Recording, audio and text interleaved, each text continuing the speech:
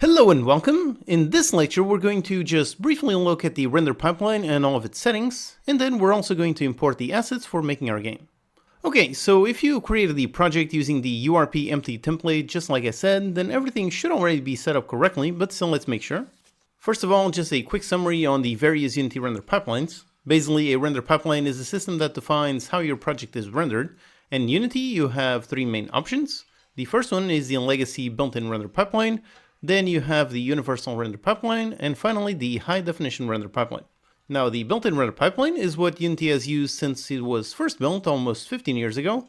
By now this is the legacy option, so you should always use either URP or HDRP unless you have a very specific use case where you need something specific that only exists in the built-in render pipeline.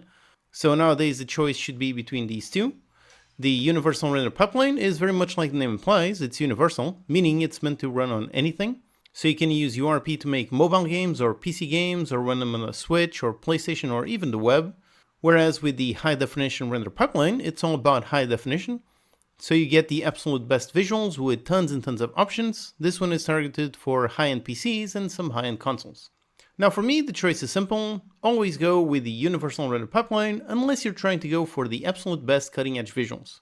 HDRP does have the potential for better visuals, but it's also much more complex. And also, URP does look great, just not cutting edge, but it can definitely produce some very gorgeous results.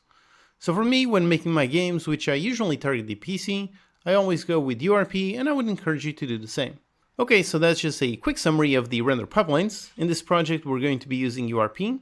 Like I said, everything should already be set up correctly, but let's make sure. First of all, you should have URP installed, so you can open up the Window Package Manager. Make sure you have the Universal Render Pipeline installed.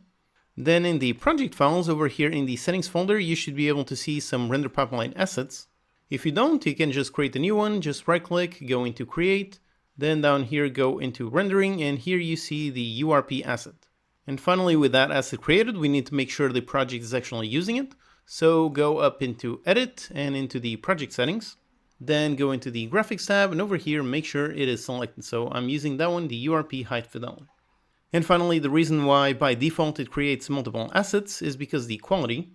So on the same project settings window, you can see down here there's another section for the quality.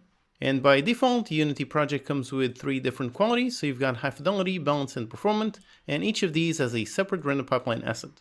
By the way, the quality that you select over here is the one that's going to be used while you're using the editor. So let's click to select high fidelity, make sure that one is the one that is selected, since this is the one that we're going to be using while making the game.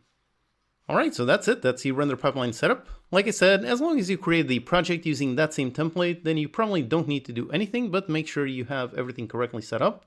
If you want, you can also browse around the settings to see the differences they have between the various quality settings.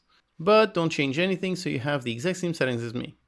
Okay, so now that the render pipeline is set up, let's import some assets. The assets we're going to be using are made by Synty Studios. They are an excellent team that makes gorgeous low-poly assets. I'm a huge fan of their style. They have allowed us to use part of their prototype pack in this game and distribute it to our students. The license for these assets used in the course is that you can use them in making this game and for non-commercial use. You can pick up the entire pack on their Synty store, and if you do, then you can use them in your own projects, free or commercial. I really like their style, and the complete pack is pretty cheap. They have regular sales on their store, and sometimes this one is even free.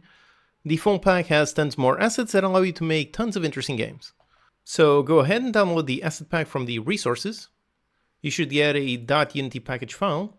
With that, you can either just double click on it or click and drag and drop it on the project window.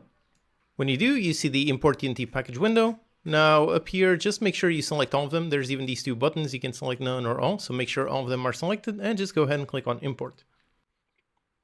So you just wait a bit and then you should have all of the assets over here in your project. You can verify, like for example, let's go up here into characters. Let's drop a dummy character and yep, there it is. Here's our nice asset. Also, by the way, just in case you see the character in pink, pink usually means a shader error. So if that happens, all that means is that you need to modify the materials to use shaders for URP rather than the built-in render pipeline. So on this particular pack, it comes with a URP package. So if that happens, you can double click on it. Then this is going to override the materials with new shaders. Or alternatively, you can also go up here into Window, then go down into Rendering and open up the Render Pipeline Converter. Then in our case, let's swap the type to go from built-in to RP. Usually that's why it's pink, because the materials are set up to built-in render pipeline. So then in this window, there's an area here for material upgrade. You can toggle that, you can initialize the converters, and it will show you any materials that might need upgrading, and then you can just click on convert assets. But again, that is only in case you have any issues with pink materials. But in this case, if you download the exact pack included in the resources, then you should be able to see the character exactly as normal. Alright, so here we set up the render pipeline and we have imported our nice asset pack. Let's just get rid of this one from the main scene, just save it, and let's begin building our game. So I'll see you in the next lecture.